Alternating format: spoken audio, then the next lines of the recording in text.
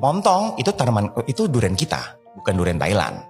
Montong itu durian, kan durian sebenarnya semuanya dari Borneo, Sumatera. Trying Malaysian durian for the first time. Seorang lelaki Jordan buat kenyataan pedas, nasi goreng Malaysia lebih sedap daripada Indonesia. Dalam satu video tular di platform X, seorang lelaki Jordan dengan tenang menyatakan bahawa nasi goreng Malaysia lebih sedap berbanding versi Indonesia. Korang nak sedap promote produk nasi korang? Launching je. Membuat rakannya dari seberang terdiam dan tidak percaya. Walaupun wanita itu cuba pertahankan bahawa nasi goreng berasal dari Indonesia, lelaki itu tetap teguh dengan pendapatnya dan mencetuskan debat hangat. Siap sebut, Malaysia lebih bagus. Netizen meriah dengan gelak, sindiran dan hujah masing-masing. Dan jangan lupa guys, like, follow, komen dan share untuk video menarik yang seterusnya. Seperti Malaysia, Thailand, duriannya itu sudah mendunia. Tapi sampai saat ini Indonesia bab soal durian belum mampu menyaingi kedua negara ini, yaitu Malaysia dan Thailand. Malaysia mengembangkan durian musangking, durian duri hitam. Mereka memerlukan waktu berpuluh-puluh tahun. Jangan sampai diklaim juga ya, nanti ujung-ujungnya pula Malaysia duriannya diklaim Indonesia. Duri hitam, musangking, itu semua dari Indonesia. Jangan seperti itu sahabatku semua. Bila ada negara tetangga yang memang duriannya mendunia, kita wajib dukung, bukan ngeklaim.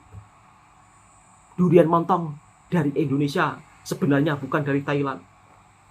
Kalau sekalian sebagai perumpama kalian sebagai orang Thailand ya kan, udah capek-capek ya kan memperkenalkan, membranding durian montong Thailand, diperkenalkan ke seluruh dunia. Tiba-tiba ada segelintir netizen yang buat ulah seolah-olah durian montong itu dari Indonesia. Dan ini sampai ke media internasional. Segelintir netizen yang berulah, Indonesia kena getahnya. Dan pada faktanya, dari sekian banyak durian, justru durian di negara tetangga ini lebih banyak diminati para pelancong. Langsung kita reaction video berikutnya. Trying Malaysian durian for the first time. Today we're gonna try the best durian in the whole world in Malaysia. The name is Musangking durian, and it's the most delicious one. So this will be my first time. Bismillahirrahmanirrahim. I'm so excited. Okay, 1, 2, 3, go. Gimana? Mbaknya, oke duriannya?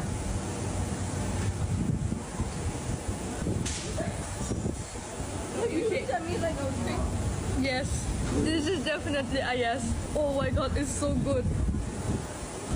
It's melting in my mouth. It's really, really good, guys. It's so delicious. It's a bit sour and not too sweet, guys. I like it. I love it.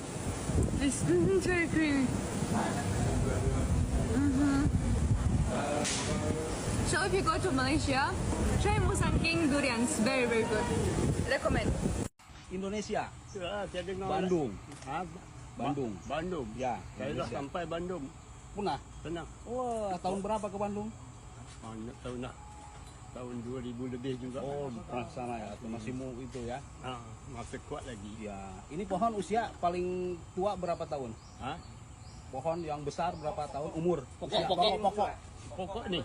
Oh, 24 tahun. 24 tahun pokok. Saya tanam umur saya dah 60. Oh, tanam udah 60. Nah, begini teman-teman, umur tanam 60, jadi kita bisa dapat udah kayak atau ini udah tua, tapi masih bisa menikmati. Oke. Ya. Oke, luar biasa. Ini kebunnya ya. Durian montong ternyata dari Indonesia. Ini dia faktanya, durian montong yang memiliki rasa manis seperti vanila dan karamel ini dijuluki dengan rajanya durian. Ternyata bibit durian montong berasal dari indukan durian sukun yang berasal dari Karanganyar, Jawa Tengah. Sayangnya saat itu Indonesia nggak bisa membudidayakannya dengan baik. Bibit itu justru diimpor Thailand dan berhasil dikembangkan dalam skala perkebunan untuk produksi. Wah, agak disayangkan sekali, Pak. Itu tanaman, itu durian kita, bukan durian Thailand. Montong itu durian, kan durian sebenarnya semuanya dari Borneo, Sumatera, Jawa sedikit lah. Isinya kan cuma 4 atau 5, nggak banyak.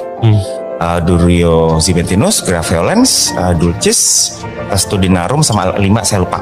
Ada yang kita bilang durian lah yang rasanya kayak sweet potato dan hampir nggak ada baunya. Yang dulces gue selalu bilang itu rasanya kayak almond dan baunya kayak ram kalau pas lagi matang banget. Tapi itu nggak populer anyway. Balik lagi dari seleksian tadi, si Thailand ini pintar. Dia ngambil buah lontong yang dia coba ditanam di beberapa tempat. Propertinya masih sama, mirip. Mau ditanam di pinggir pantai, di atas, ya mungkin bentuk buah atau yieldsnya pasti berubah-berubah ya. Tapi secara flavor, secara rasa masih sama. Nggak ada masalah. Oke, kita kembangin.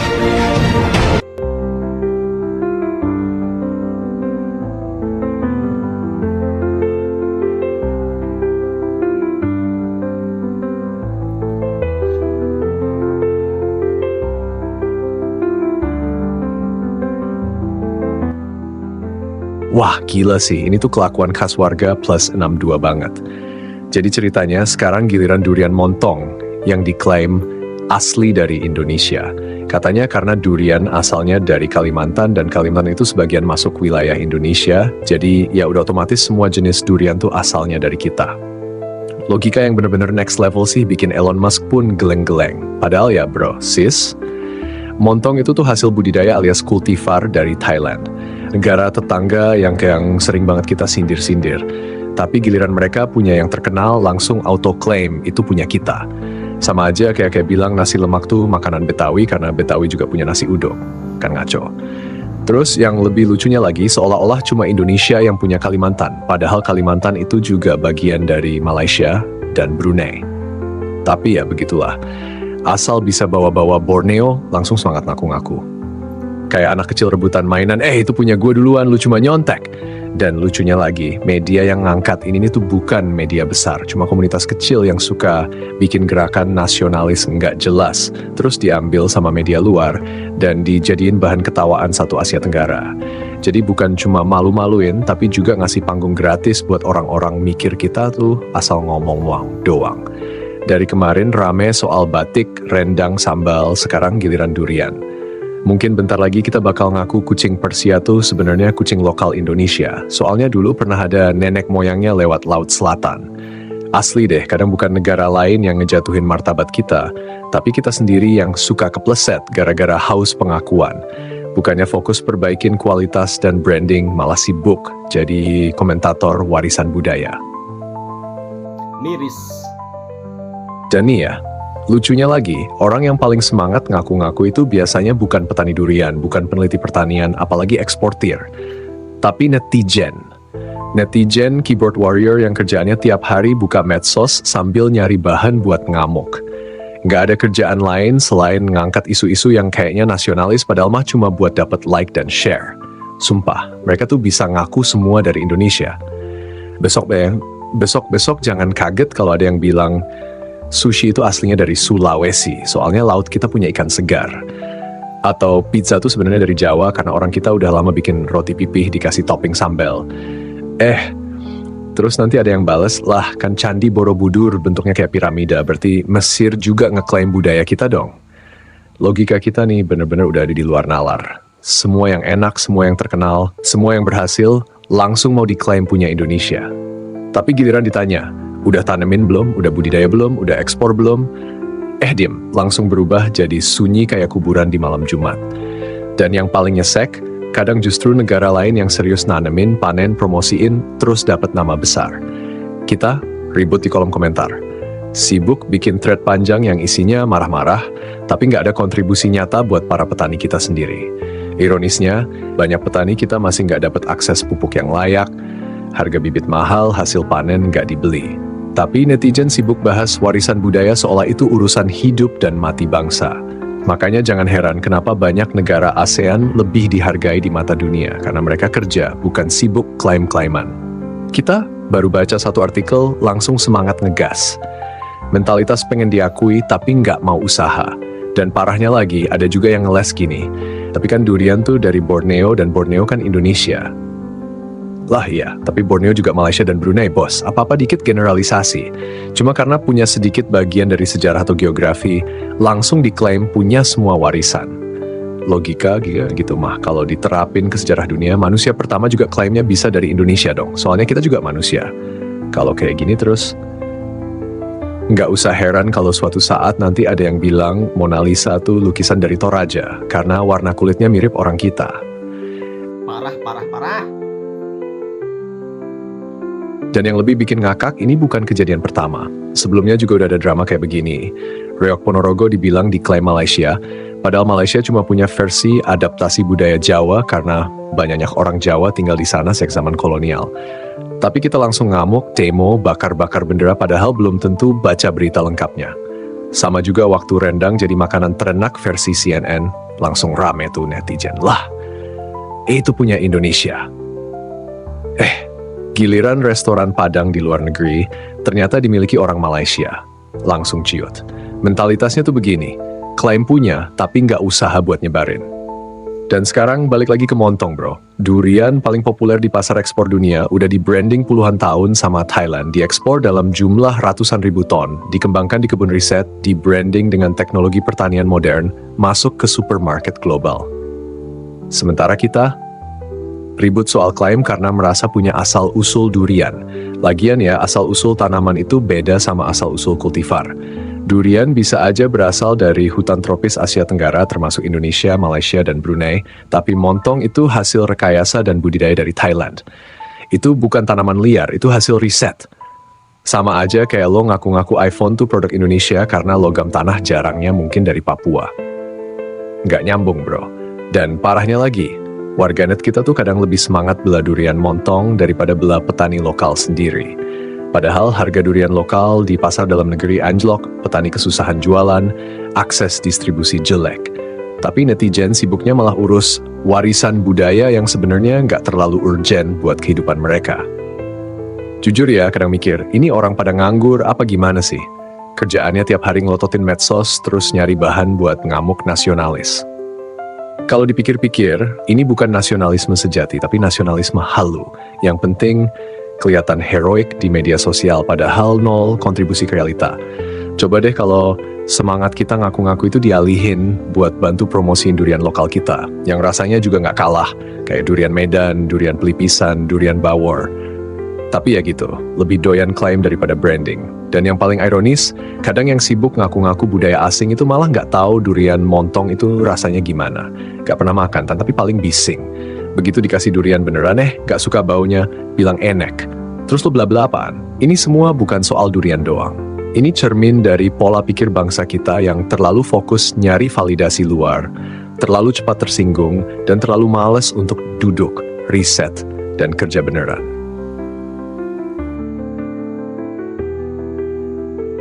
Dan yang paling ngeselin, narasi-narasi kayak gini tuh makin lama makin dibiasain seolah-olah kita emang punya hak untuk klaim apa aja asal ada hubungan historis atau asal mula biologis. Lah kalau begitu, logikanya semua yang lahir dari manusia juga boleh kita klaim dong? Justin Bieber juga manusia. Manusia berasal dari Asia. Asia ada Indonesia, berarti Justin Bieber juga hasil budaya Indonesia dong? Hadeh. Yang lebih nyindir lagi nih ya. Pas negara lain kayak Thailand udah fokus riset agro, bangun sistem logistik, ekspor buah sampai ke Eropa, kita masih sibuk debat nama, sibuk klaim sejarah. Padahal dari 100 petani durian di Indonesia, mungkin cuma segelintir yang tahu apa itu montong, gimana cara nyilangin bibit, atau gimana dapat sertifikasi ekspor. Sisanya, fokus jualan di pinggir jalan sambil lawan tengkulak yang main harga seenaknya. Dan mereka tuh nggak butuh klaim, mereka butuh pasar. Harga stabil dan dukungan dari negara. Bukan netizen yang doyan ngamuk-ngamuk tiap ada postingan durian Thailand viral. Udah gitu, kita juga harus mikir kok bisa ya narasi kayak gini viral. Karena emang banyak yang lapar validasi nasionalisme. Nggak salah cinta negara, tapi kalau caranya nyari pengakuan dengan ngaku-ngaku ya justru kelihatan insecure. Kayak orang yang nggak punya pencapaian tapi maksa ngaku dia punya pengaruh. Kan jadi lucu. Belum lagi kalau lihat kolom komentar, pasti deh ada aja yang komen kita tuh negara kaya, semua budaya dunia tuh dari kita. Ya ampun, mentalitas kayak gini tuh bikin kita makin susah maju. Bukannya bangga karena kita produktif, malah bangga karena pernah jadi asal. Ya terus kenapa kalau dulunya dari kita, tapi sekarang nggak ada yang kita kembangin? Mau sampai kapan hidup dari kejayaan masa lalu? Negara lain tuh sibuk bangun branding, kita sibuk nyari claim. Negara lain bangun ekosistem pertanian modern, kita malah nyari bahan debat online. Negara lain fokus cari solusi buat petani, kita sibuk buka war thread budaya di Twitter sama TikTok. Dan ujung-ujung yang dapat untung tuh bukan petani, bukan akademisi, bukan UMKM. Tapi akun-akun viral yang suka ngangkat narasi budaya kita dicuri, biar rame, biar engagement naik, biar dapat AdSense. Rakyatnya masih di situ-situ aja, masih mikir selama ini kita dijajah budaya. Lah gimana nggak dijajah? Wong kita nggak pernah serius rawat dan kembangin apa yang kita punya. Lucunya lagi, begitu ada warga negara lain yang bilang, ini kok kayak budaya kami juga ya. Langsung tuh netizen ngamuk, teriak penjiplakan, langsung minta UNESCO turun tangan. Tapi giliran budaya sendiri nggak dilestarikan, nggak diteliti, nggak dipromosikan, ya diem-diem bay. Sibuk ngurus negara lain tapi rumah sendiri bocor nggak ditambel.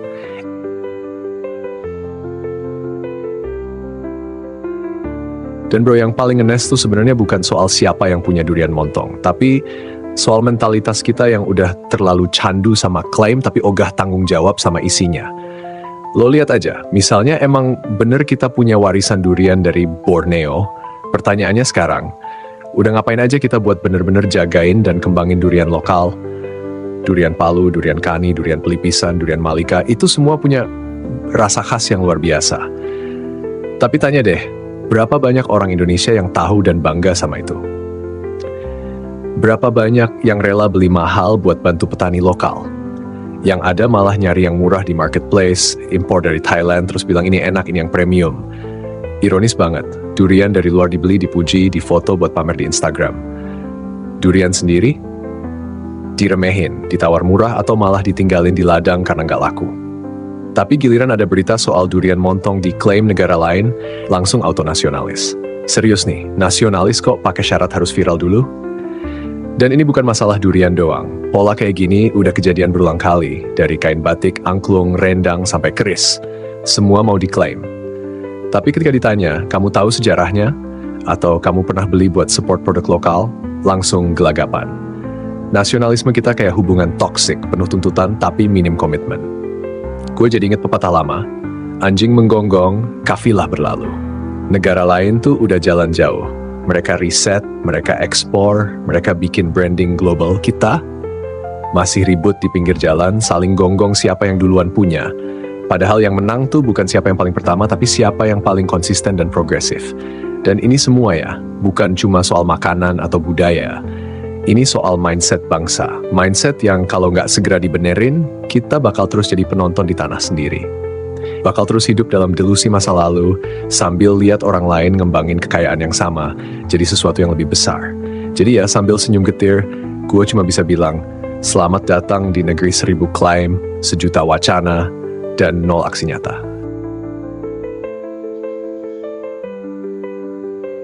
Dan lo tahu yang lebih sedih? Kadang yang paling vokal teriak budaya kita dicuri. Itu bahkan gak bisa bedain antara durian montong sama durian Medan. Cuma karena montong kelihatannya lebih premium, kulit mulus, daging tebal dan bisa masuk pasar ekspor, langsung auto-claim itu dari Indonesia.